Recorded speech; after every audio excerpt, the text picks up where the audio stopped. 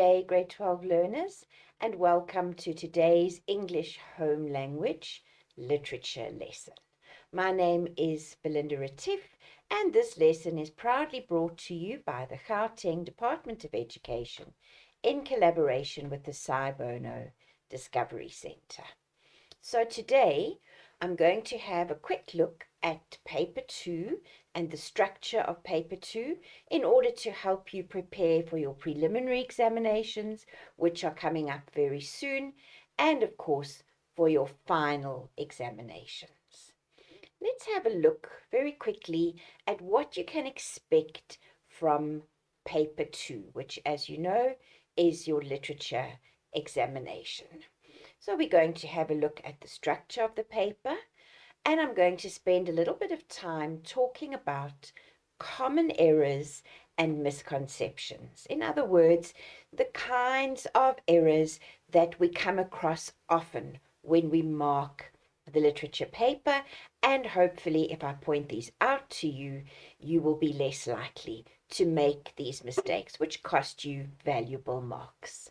I'm also going to have a quick look at analyzing a poem. So you'll see what I've done in the lesson is I've looked at various poetic devices, the ones that you've been studying throughout this year and indeed in grade 11 and grade 10, and we will do some specific examples from your matric poems to show you how we use these techniques in the poems that you will be asked in the exams. We also just talk a little bit more about the poetic devices so that you know what it means when they ask you about these things.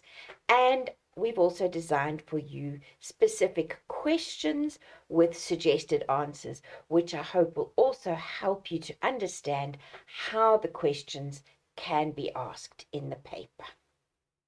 And I will also look at one unseen poem with you, because as I'm sure you know, in paper 2 there is always an unseen poem, and that poem is compulsory for you to answer. And if you know how to approach the poem and answer the questions well, it can be what we call a quick win. In other words, a question where you can do relatively well because you are ready and you are prepared for what is coming next. So in paper 2, you will see that you've got 3 sections. Section A is your poetry, which is out of 30 marks, and you are required to answer 2 scene poems. They give you 4 poems in the paper, but you will only choose 2 for 20 marks, and then you will do the unseen poem. That one is compulsory. We have to do it. There is no choice question for the unseen poetry. And then you will get section B on your novel, which is either Life of Pi or The Picture of Dorian Gray, as well as section C, your drama, which is either Hamlet or Othello or The Crucible. And you will answer 1 question on each of those. The whole paper is then out of 80, and you have 2.5 hours to answer the paper, which is not a very generous time allocation. It is enough time if you plan, particularly your literature essay, carefully, and you pay attention to the time guidelines that are always presented at the beginning of the paper. You will find that this is enough time, but you do need to work consistently, and you do need to keep in mind what your time limits are. So, for example, do not spend too long on the poetry, or indeed too long on your literary essay, because you may find then that you don't get to other questions.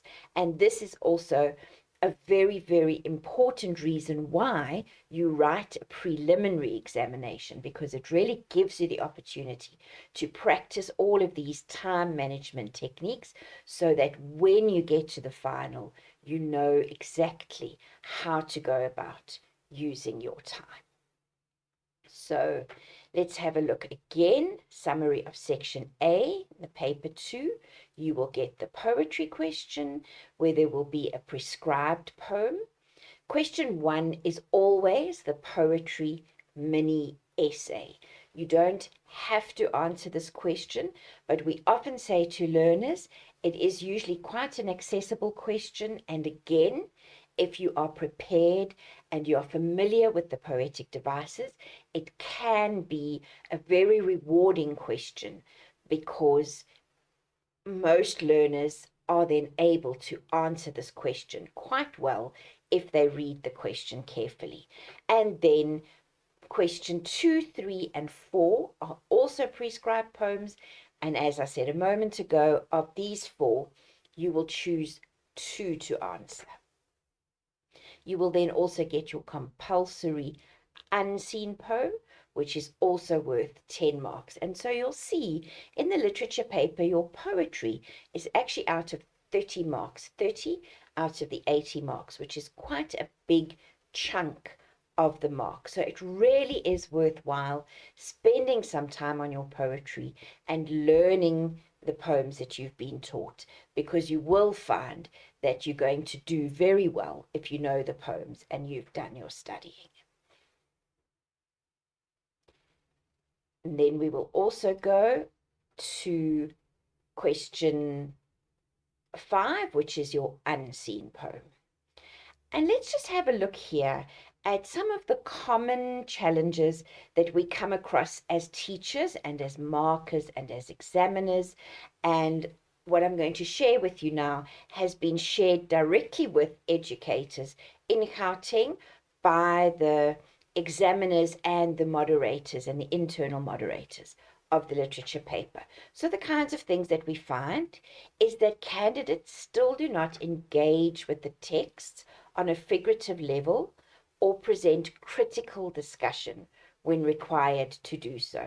So what we mean by that, talking about the symbolic and the figurative meanings that they come across in the poems, in the various images and similes and words that are put together by the poet. So when you're studying your poetry, and indeed when you're busy in your literature exam, always remind yourself that your marker and your examiner, they want to know, have you understood poetry on all the levels? So if there is a stormy day, on a literal level, it means it's stormy and it might be raining and there are dark clouds and there may be thunder and lightning. That is the literal meaning. But on a figurative level, I'm sure you will agree and you will have already sensed that on a figurative level, this might mean that the mood is very dark or somber or threatening, or that something dramatic might happen. And that is the figurative level that we want you to get to in your analysis of the poems. And we also find very often that when you are asked to give a critical discussion, very often the answer will stop short of a really well thought out argument. So when we talk about a critical discussion, what we really mean there is we want you to really think about this poem, think about what is being said, how you feel and what you think about what is being said.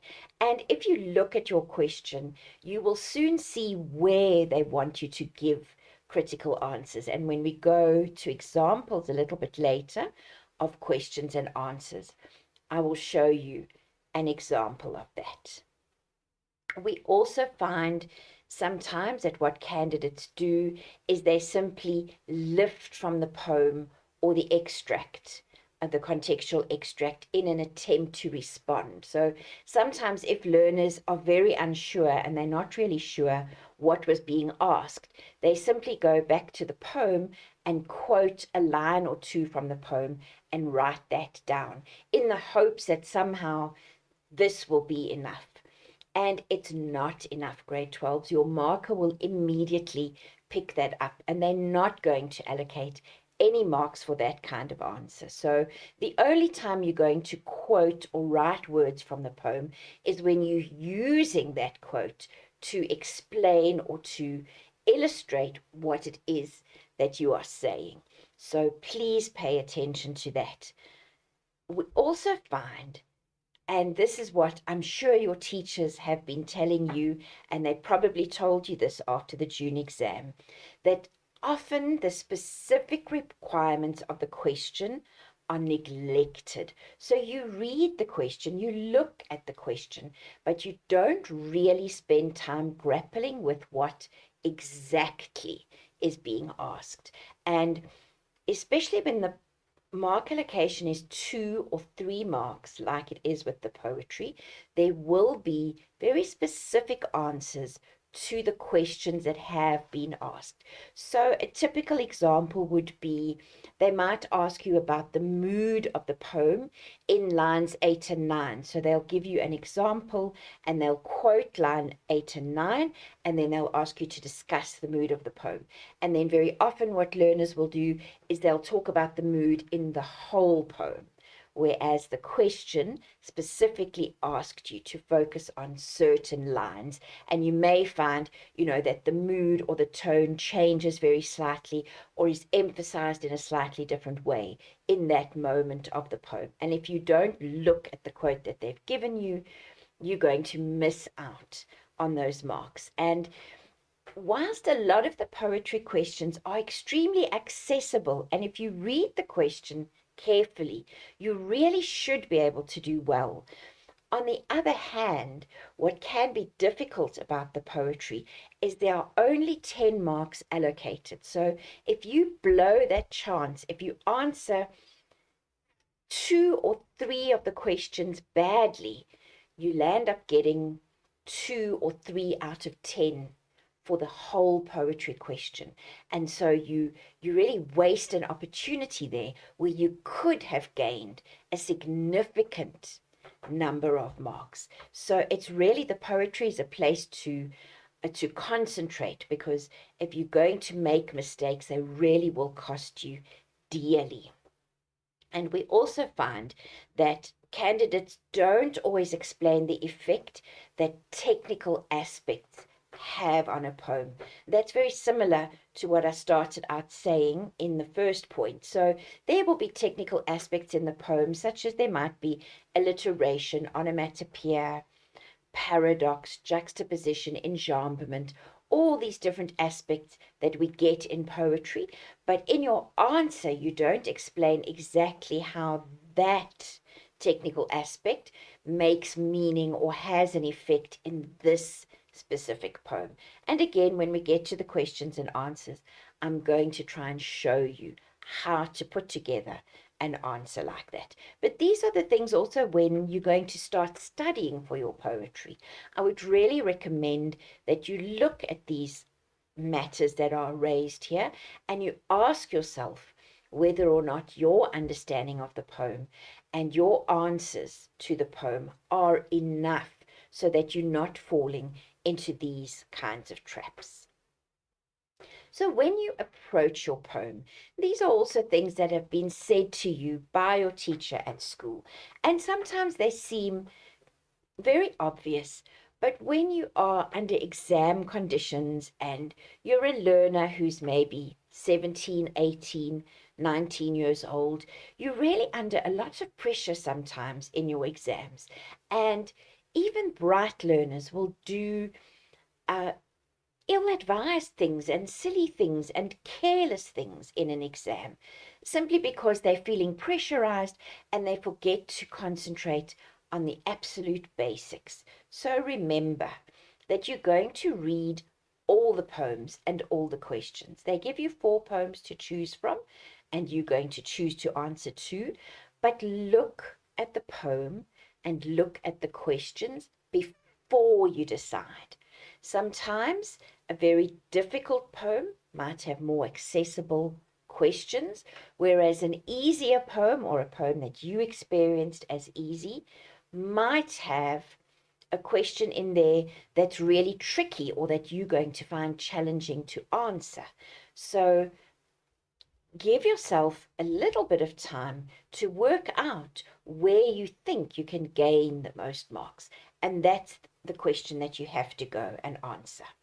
And remember, because this is an exam, and particularly an English exam, your marker does expect you to use formal language, to use good English. Please do not use slang and abbreviations and text type of language in a formal literature exam.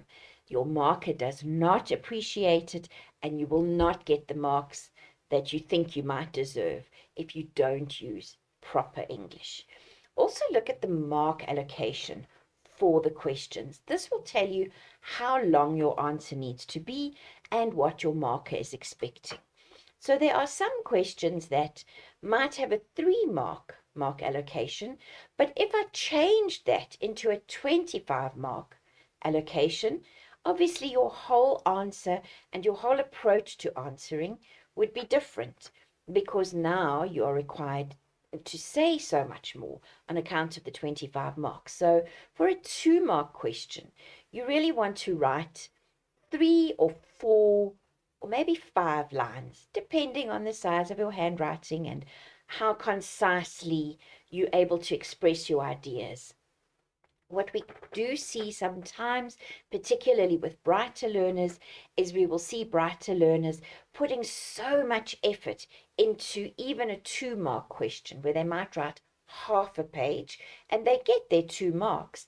But you make yourself very tired doing this, and again you run the risk of not being able to finish the paper, and then you sacrifice a lot of marks. So it really is not worth it. If you do have a challenge making your answers too long and not finishing papers, I really would also recommend in the prelim especially that you stick rigidly, religiously to the time allocations that are suggested at the beginning of the paper, and that you train yourself, almost force yourself to stick to those time allocations. It's extremely important in that case. So I'm going to have a look at diction, which is one of the poetic techniques that comes up again and again in our poetry questions. It doesn't matter which question you choose, it's very likely that there is going to be a question on diction.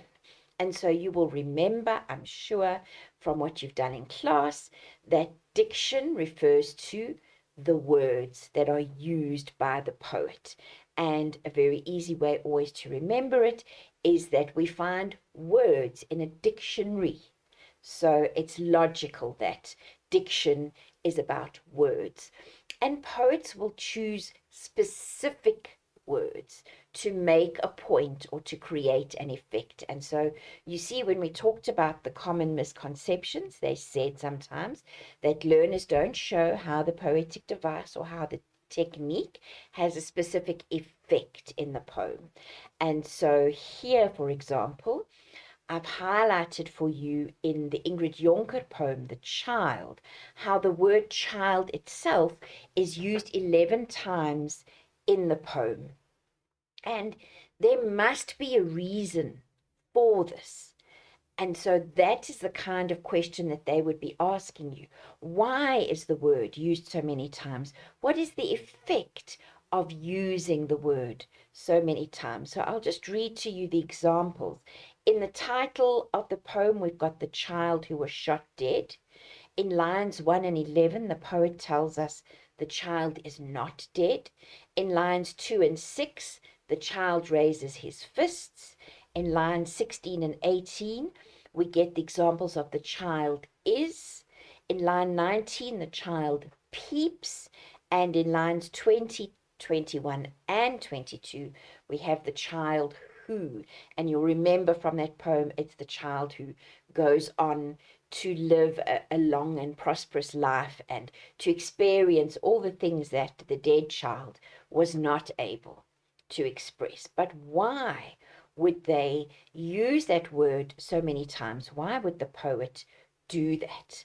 And here is an example of something that you could say.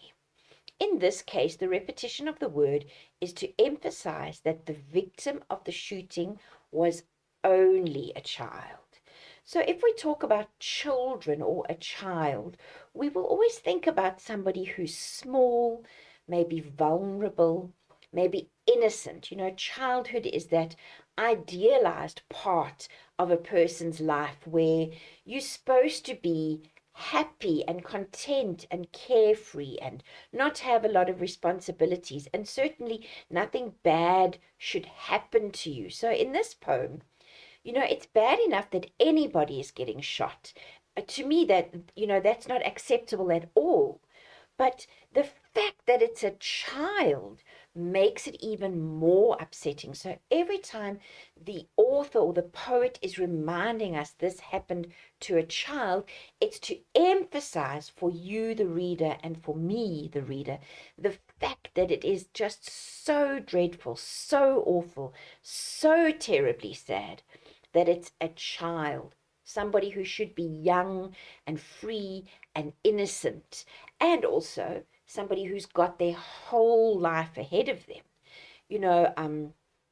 We often say, particularly when we talk about literature, and very often, as you've found out in your matric literature, people tend to die in literature. It's very dramatic. But, if a person of 95 years old dies, of course, it is sad, and there will be those who loved that person and who will miss that person. But there wasn't very much left for them. They had 95 years on the earth to live and to experience everything that life has to offer. It's not as if very much is taken away from them when they die at 95. But if a child is only 5 years old and they die, then it's 90 years that child could have lived and experienced life and, been educated, traveled the world, had relationships, made a difference in the lives of others. And those 90 years are taken away from the child if the child dies, at such a young age. And so all of those ideas are then caught up in this diction and in this choice of the word, the child. So always think about the connotation of the word. If they ask you about diction, ask yourself, what is the meaning of the word? The denotative meaning, the one that you would find in the dictionary, and then give yourself a chance to think about the connotations, other ideas that come up when we think about that word, ideas that are associated with that word. And also remember, as we've said here on the PowerPoint presentation, when you answer a question on diction, refer to the specific word. So the question will ask you, for example, refer to the diction in line 4, or refer to the diction in stanza 1, and then they'll ask you to comment on the diction, or, explain how the diction makes a difference in the poem. And so the first thing that you have to do is make sure that you give those words to your marker. So you will write down on your exam paper the words that you are going to talk about. So for example, in this poem, you would say, the word child, and you would put it into inverted commas to show that you're quoting it from the poem, and then you would explain why the word child is significant or how it's making a difference in the poem. And you might even get a question on diction in your language paper, especially in question 1 for the comprehension.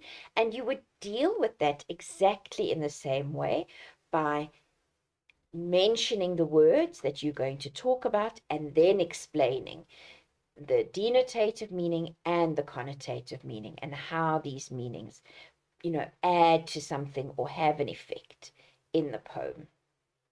If we look at one of our other poems, At a Funeral by Denis Brutus, we can also see the use of certain words is very significant. So in this poem, I'm sure you'll remember, these examples are from the first stanza.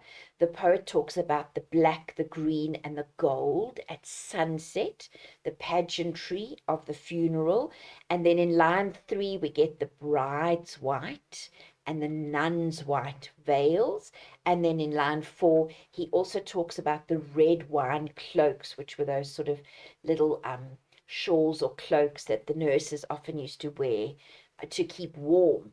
And so you very soon see there these very strong colors, the black, the green, and the gold, and the idea of sunset maybe tying up with the gold. And then this contrast of the white, these very white colors, and the red. And of course, with colors, there are many connotations and meanings that we can associate with. And so what you will also do is you will make sure that you talk about how these words or how these ideas fit into this poem. You won't simply talk about sunset being something beautiful and lovely. You will have to show why does it fit into the poem, or how does the idea of a sunset work here in this poem. And for example, I would suggest that sunset here has probably got two meanings. The first one being that maybe the funeral is held at sunset towards the end of a day, and the other one a slightly more symbolic or figurative meaning, where we would talk about sunset as being the end of a day or the end of a person's life, whereas morning would be the beginning of the day or the beginning of a person's life. Let's have a look at the next slide to see what we can make of this. So you might say something like this, that there are strong, vibrant colors such as black, green, and gold, and these in the poem are symbolic of the flag of the ANC. Remember, at the time that the poem was written, the ANC was a struggle movement, and like today, those are still their colors. So those are the colors that the ANC uses in its flag and, in its whole corporate identity. And so you see how you must talk about the symbolism and the figurative meanings. And the ANC was a symbol of the struggle. And then he contrasts these colors with the beauty of the sunset and the innocence of the white. So very often the color white in poetry and in literature, it often will mean peace, or it could mean innocence or purity or youth.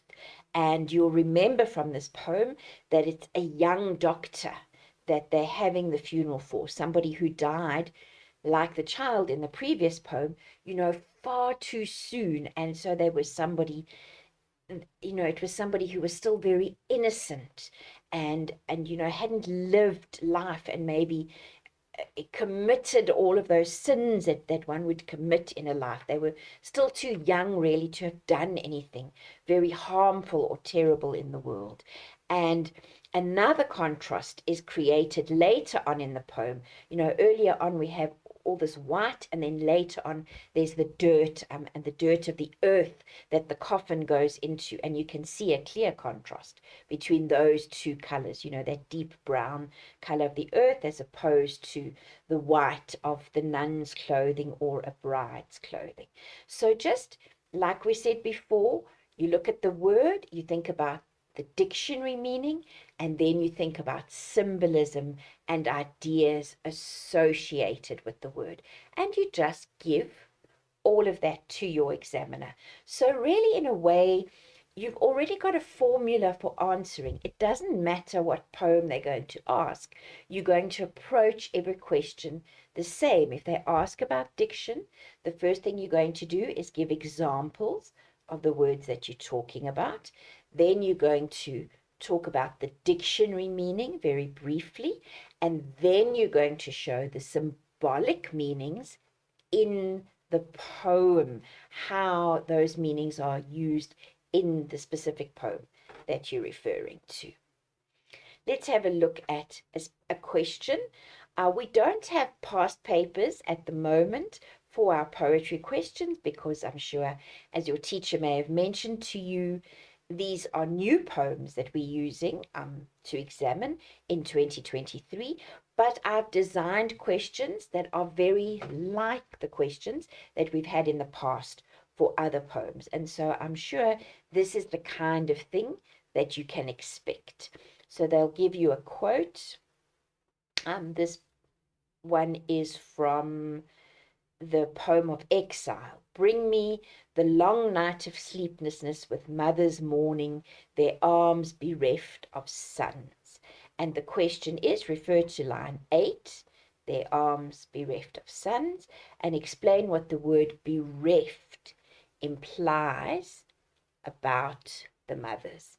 Okay, and so here's a very good example of what we're talking about when we say to you, please read the questions beforehand, because perhaps you find that you don't know what the word bereft means. It's possible, it's very possible that you're going to come across words that you're not exactly sure what that word might mean in the exam. And so if you've got an opportunity to answer another question in the paper, another poem, where you do understand all the words, and the question on diction is a word that you can understand, like the previous examples where they asked about child, or they asked about, black, gold, and green. If you're more familiar with those words, then choose those questions where you know for sure you know what the word means. However, there are words in your poems, quite a lot of words, that might not have been familiar to you at the beginning of this year, but if you have studied correctly and you have done your homework and you've listened in class while your teacher has been busy, you should also learn new words. And bereft is one of the words that you should have learned if you didn't already know it. And remember that bereft means, it means that you are, something has been taken away from you and you are completely sorrowful and you're at a loss because this thing has been taken away. It's a very deep emotional loss. There are many things that we can lose that we're sad about, or it's inconvenient. Like if you lose your bank card, that's extremely inconvenient and you have to cancel the card and phone the bank, and perhaps you can't transact for a day or two, but you're not necessarily sorrowful and it doesn't change your life forever. Whereas here, the mothers are bereft of their sons. Their sons are taken away from them. The mothers are sorrowful. And because the sons are gone and have been taken away and are probably dead, their lives have changed forever in a completely indescribable way. And so it's up to you, and you're perfectly welcome to then put your own interpretation of what it would mean for a mother to lose her son. Why would she be bereft? And then you must explain the deep loss that would be felt at losing a son, or any child of any kind.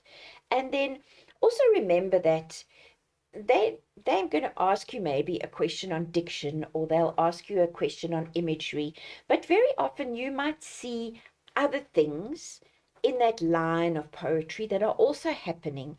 So they overlap, because when the poet writes, the poet doesn't have a list next to them that they tick off and they say, okay, I've used good diction, now I'm going to use some imagery, now I'll use contrast. That creative process of the poet, it doesn't necessarily take place with the tick list. And so you would see, for example, that at the end of line 8, where it says, with mothers mourning, their arms bereft of sons, there's also a full stop. And, very often in these poems, we might not get a full stop at the end of a line. In fact, in some of the poems, we get no full stops whatsoever. And that also has meaning. And so here, that full stop is just such a final indication of the fact that the mothers are bereft and the sons are gone, and nothing can change it. Beyond the full stop, we can't have more of the sentence, or an explanation, or a hyperlink that shows us a video of the son. No, there's a full stop. He's gone. She will never see that child again. And so there, that full stop, has got that effect as well. So along with bereft, the example of diction, the punctuation, particularly there, is also very significant. And remember, in the Poetry Mini Essay, which we have discussed before, and there are videos that you will find on this platform on the Poetry Mini Essay. They often will ask about diction, and we have seen them also ask about punctuation in poetry. So those are things that we're always looking out for. Here is just an example of how we might put that answer together. Remember that in your answer, you're very likely to use different words. You're going to use words that are familiar to you. You're going to structure your sentences and thoughts in your own particular way, but you're always going to strive to get to the meaning and to use your formal language, the most formal language that you've got.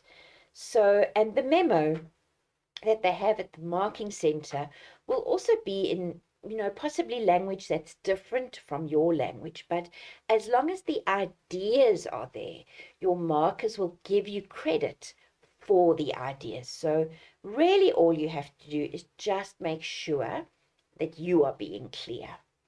So we could say something like this: the word bereft shows that the mothers have lost their sons and they feel that they have nothing left as they are deprived of their sons.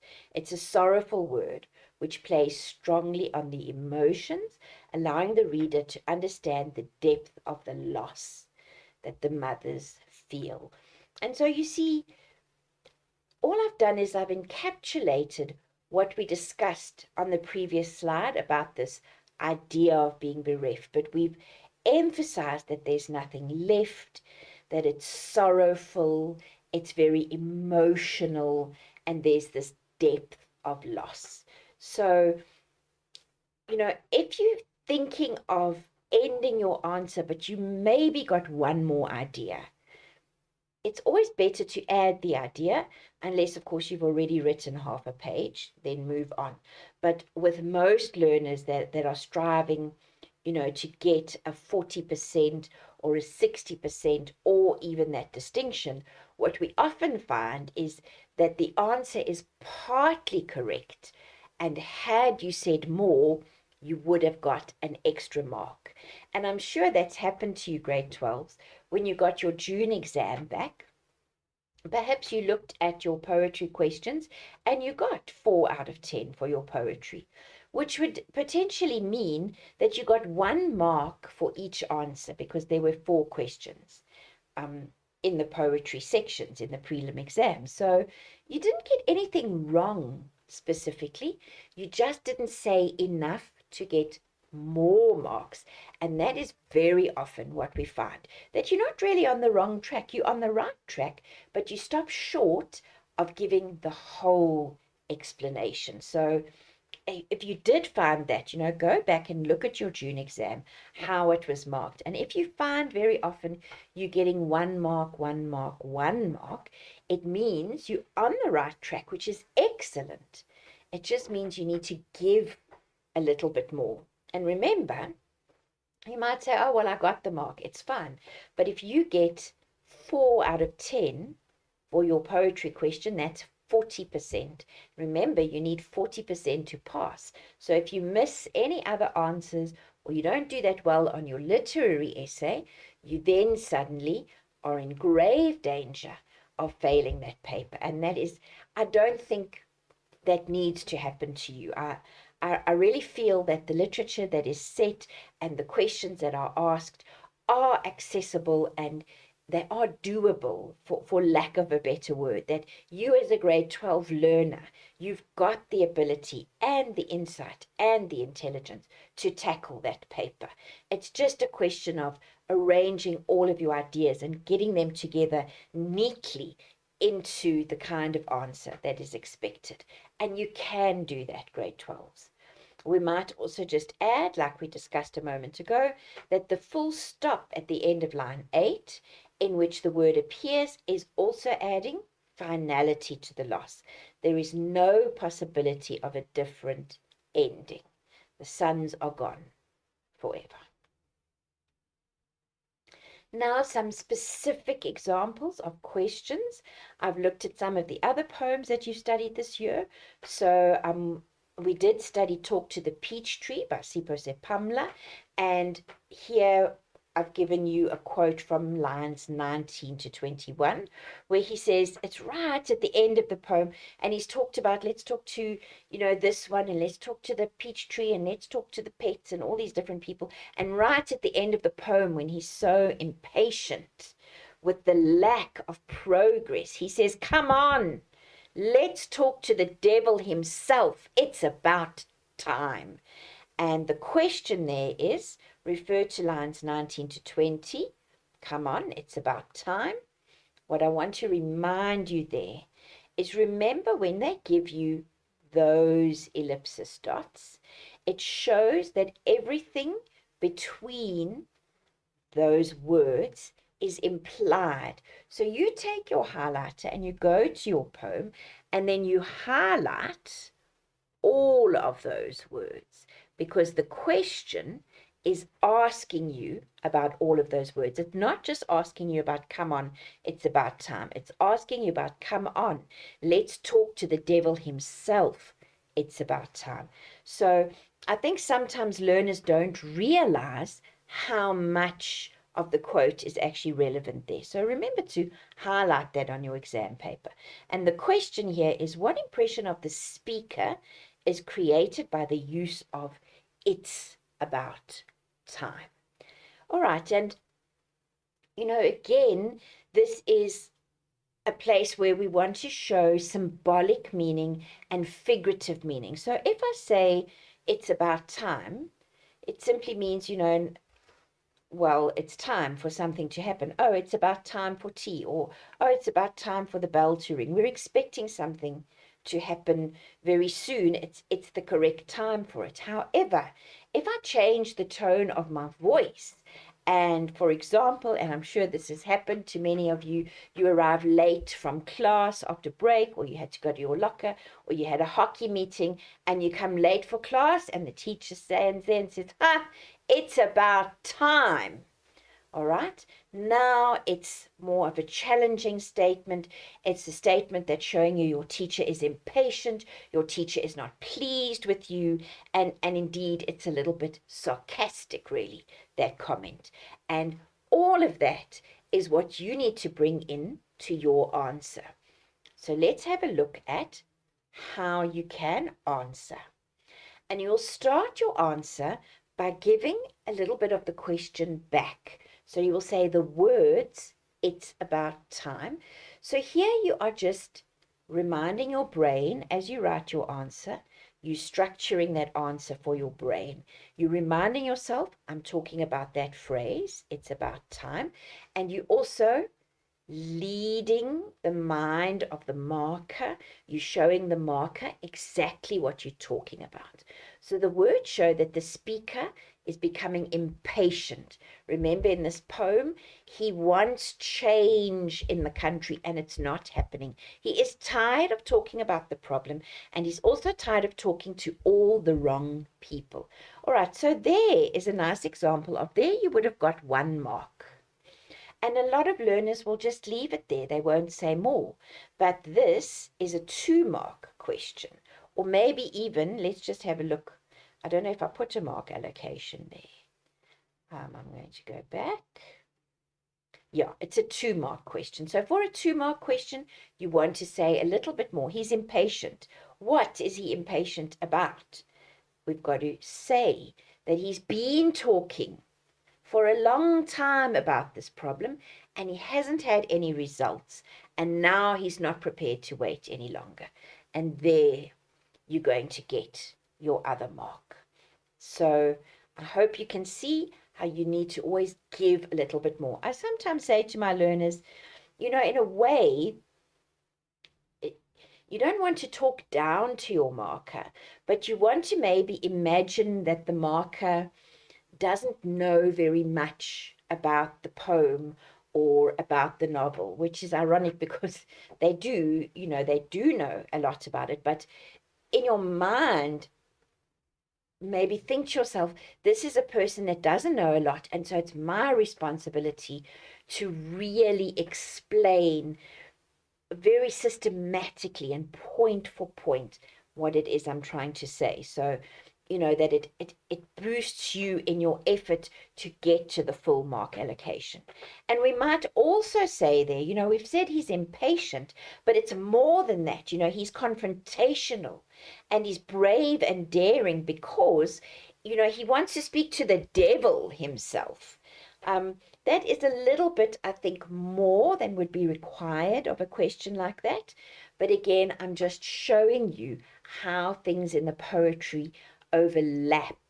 And, the fact that he's impatient to do something very daring also emphasizes, that he's really determined. And he wants to confront the problem. He doesn't want to run away from this problem. He really wants to confront it face to face. And he wants to do it now. It's about time.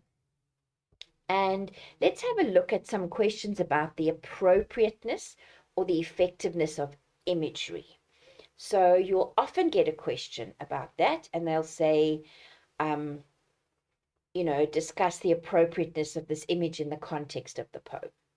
So let's have a look what it says here. It says a question about the appropriateness or effectiveness of the image requires you to explain how and why this specific image is suited to the poem and in what way.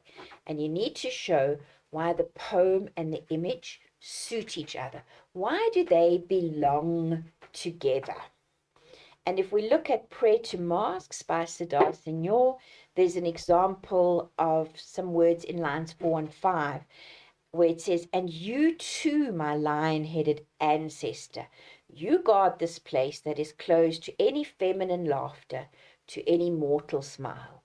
And I would imagine the kind of question we can expect is something like this, where they say, refer to lines 4 and 5, and you too, my lion-headed ancestor, you guard this place that is closed to any feminine laughter or any mortal smile. And the question would be for 3 marks, okay? So that's a big one. Discuss the appropriateness of this image in the context of the poem. And remember, when we talked about shortcomings a little bit earlier on, we said this is a place where learners struggle to show the specific links. Why is this imagery sitting here in this poem? And how is it adding to what the poet wants to say? Let's have a look at the kind of answer that you might give. Again, you're going to start your answer by giving a little bit of the question back. You're going to say, the image is appropriate in the context of the poem because the poem celebrates traditional African culture, and in the poem there's a deep respect for the role of the ancestors. All right, and now you're going to go in more to the image itself. The image of the lion-headed ancestor creates a strong traditional picture of a stern and fierce ancestor. And so you see now, you have joined this idea of the lion-headed ancestor with the traditional African culture, and we said that that is also a big part of what the poem is about. So now you've linked the image to the poem as a whole. The lion head in particular is majestic and powerful. The fact that this place is closed to any mortal smile in the lines that go ahead tells us that human weakness cannot compare with the power of the ancestors. So if we just go back and look at the question they asked, discuss the appropriateness of this image in the context of the poem. Okay, so we explain the image and then we say how it fits in to this poem, and then you get your 3 marks. Let's have a look at another possible question. This one was from This Winter Coming by Karen Press, where she talks about that the winter that's coming and it's so cold and she's expecting all this rain and this bad weather. And in line 6 she says, the seagulls will not land under the sky, this shroud falling, who is not frightened? So the kind of question that you might expect is something like this. Refer to lines 6 to 7. The seagulls will not land under the sky, this shroud falling, and it says, discuss the effectiveness of the imagery in this line. Okay, so now they didn't ask you to discuss it necessarily in the context of the poem, but they want you to explain how the imagery works. So the very first thing you've got to do is you've got to identify your image, and you've got to find the elements that are being used. Again, you start your answer by giving a little bit of the question back, and you say the imagery is effective, and now you say what is being compared. The sky is being compared to a shroud. So now you've isolated the two elements that are being compared. In this metaphor, the poet compares the sky to a death shroud or a burial cloth. So remember, that will have been, I'm sure, a word that you may have used this year and that you learned in class, the shroud, a heavy cloth made of dark material that is traditionally used to wrap a dead body in for burial.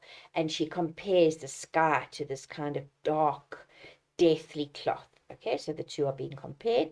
And instead of the sky then being a source of life-giving sunlight, it brings death and doom. So do you see why it's effective? Because usually we would think of the sky, even if it's raining, as a place where life would come from. Either the sun is shining, which provides life to, all creatures on earth and all plants on earth, or, it's bringing rain or wind or some kind of weather phenomenon that promotes life on earth. But we don't think of the sky as this place that covers and kills what's on the earth.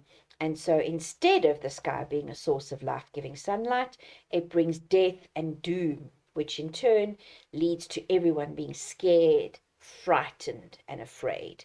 And what I've done here is I've used a little bit of repetition, which you might not necessarily get extra marks for that kind of repetition, but I think, if you've got a strong idea of what the answer should be, it's a very good idea to use similes or to use similar ideas to tie up your sentence.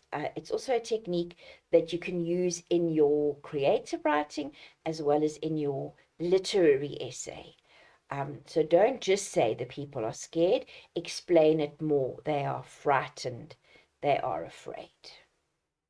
And we go on then. Right, so that brings me to the end of the preparation for the scene poems.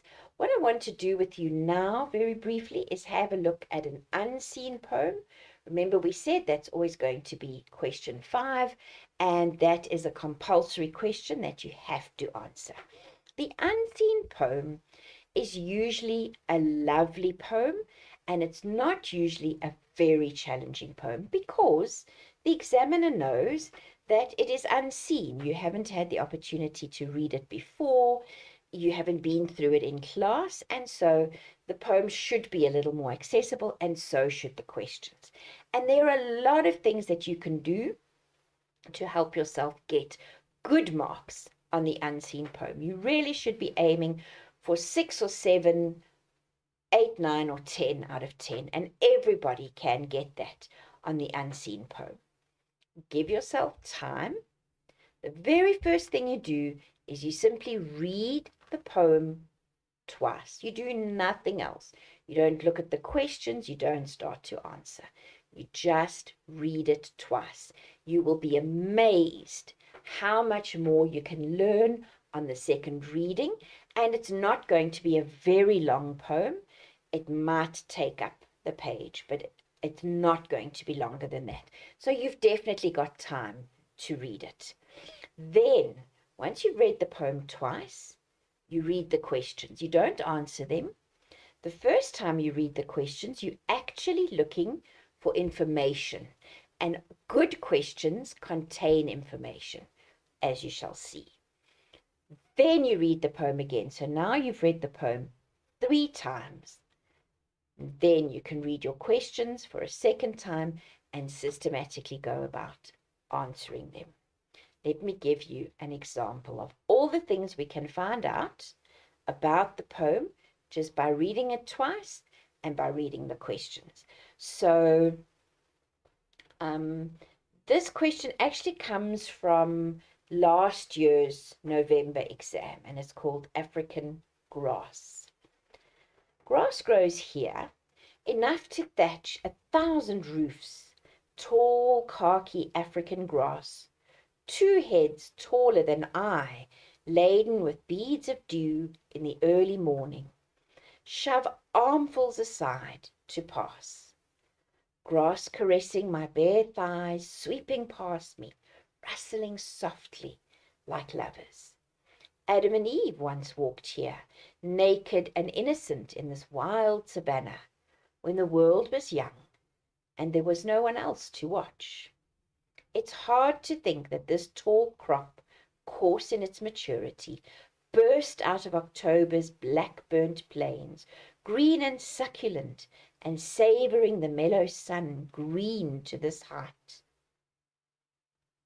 But it's harder yet to think that this crop will crumple to felt-fire ashes, fruitless growth.